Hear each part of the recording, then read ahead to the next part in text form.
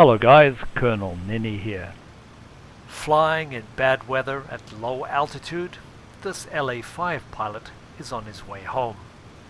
He's probably looking at his map instead of looking for me. If he was using the radio compass, his life would be easy. Basically, the way RDF works is there is a ground station which transmits a signal. And this signal is picked up by your receiver, and the pilot reads the information on this gauge. It has a needle which could be in the center, or to the right, or to the left.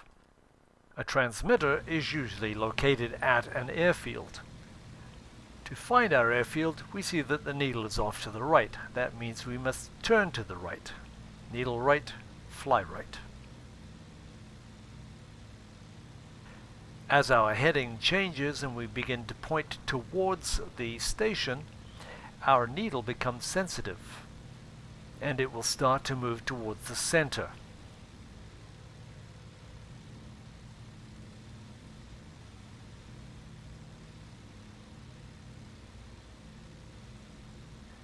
And when it centers, it means the airfield is directly in front of us.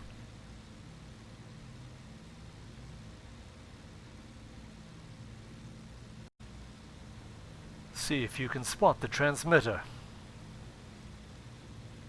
And when we fly over the top of the transmitter, the needle will bounce back and forward, indicating station passage. You have to be aware of this because you might fly right over your airfield and the needle will still keep pointing ahead. In this case, we fly a little to the left of the station, and you can see that it's indicating for us to get back to the station, we need to continue turning left.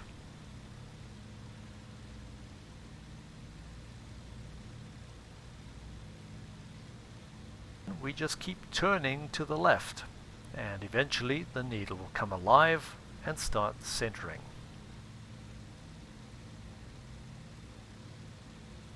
Take note when that happens.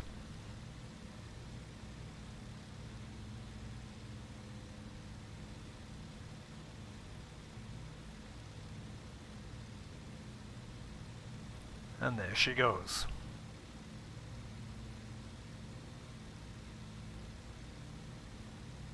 And as the needle centers, we roll the wings level, hold the heading, and there's the station right down there. Now, is that easy or what? So, how do you make sure that you get one of these amazing RDF contraptions on your aircraft?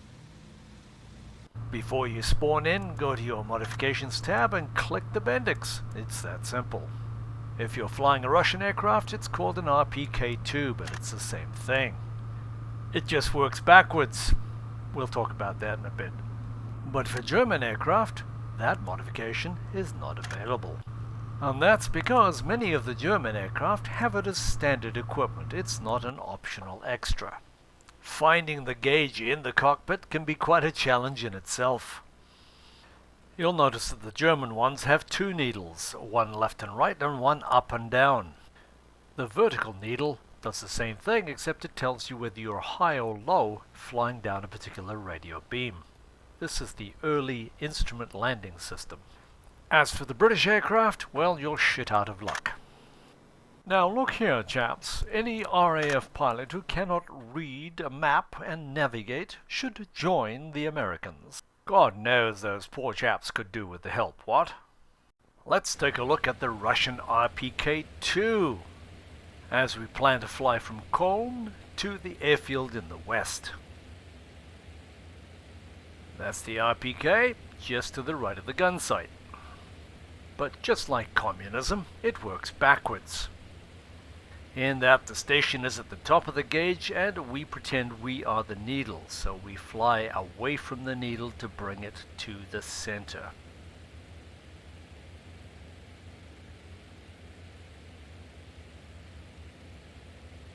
Note the position of the needle and the position of the airfield. It's slightly to the left, therefore slightly left of the needle.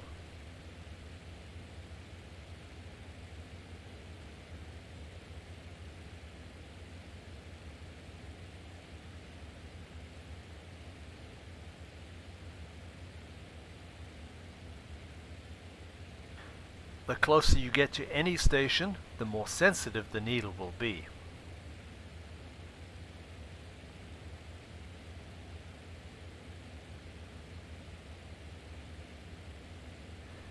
Now we must make very fine adjustments in heading, left and right, to keep that needle centered.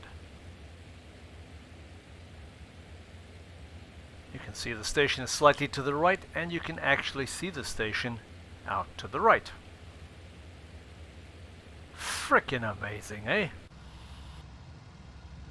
Naturally, the German version is more precise and more complicated. But it still works on the same principle as the Russian one. In other words, you fly the needle towards the top of the gauge. So in this example, we're off to the north of this airfield. I'm going to do a right-hand turn to come back to it. So here we are, established in a right-hand turn. Think for a moment what you expect to see on your gauge.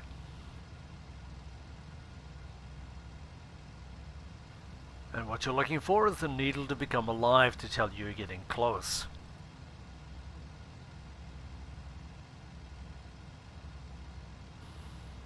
And there she goes.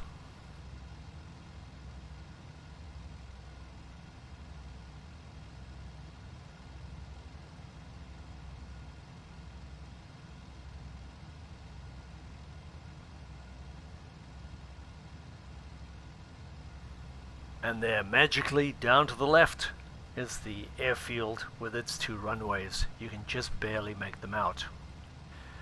So ask yourself, in these conditions, if you were navigating by map, not with GPS, would you ever be able to find this airfield without the use of a radio compass? Unlike VHF, the low-frequency signals are not interfered with by terrain. The effective range is probably 15 to 20 kilometers in the game, which works just fine for us. Doesn't it make sense that if this is such a useful tool to pilots, that we should deny the enemy the use of their own RDF stations? It's a beautiful sunny day, why don't we go and blow the shit out of their transmitter? Well, there's the airfield down to the right. Where's the transmitter? You can just see it off the end of the runway there, right beside two anti-aircraft positions. Not good. What the hell, I'm feeling lucky today. The flak opens up, but I'm committed to the fatherland. The transmission station is turned into a pile of burning rubble, and I take a bullet for the Fuhrer. We'll make it home, but ask yourself if that was worth it, and the answer is yes. There are many players out there who are completely unable to navigate on a map. And we hope that we don't have to shoot them down, they'll simply run out of fuel as they get lost and crash anyway. Probably an excellent time to look at my tutorials on how to navigate. Look at the end screens at the end of the video. So hope you've all learned something today. Best of luck. See you next time. As always, if you've enjoyed this video, found it helpful, please like it or subscribe. Or if there's another topic you'd like me to cover, please leave a comment. Thank you, guys.